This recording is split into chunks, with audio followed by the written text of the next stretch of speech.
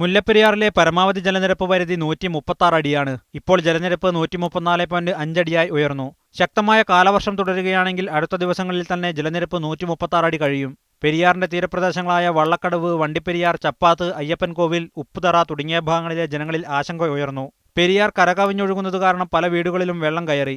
ഈ ആറ്റു തീരത്ത് കിടക്കുന്ന ഞങ്ങളെപ്പോലുള്ള പാവങ്ങൾ, ഈ 5 സെന്റും 2 സെന്റുമായിട്ടൊക്കെ കിടക്കുന്ന ആൾക്കാരാണ് ഇവിടെ ഉള്ളത്. അവർക്ക് കയറി കിടക്കാനായിട്ടോ അതോ ഈ വെള്ളം വന്നു കഴിഞ്ഞാൽ ഒരു അധികാരപ്പെട്ടവർ അന്വേഷിക്കാനായിട്ടോ നിസ്സാരം ഇവിടെ ഒരു സ്ട്രീറ്റ് ലൈറ്റ് പോലുമില്ല.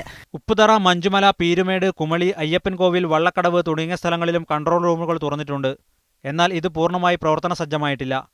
ദുരിതാശ്വാസ ക്യാമ്പുകൾ തുറക്കുവാനുള്ള നടപടികളും എങ്ങുമെത്തിയില്ല. പെരിയാർ തീരങ്ങളിൽ വഴിവിളക്കുകൾ സ്ഥാപിക്കാനുള്ള നടപടിയും ഫലം കണ്ടില്ല.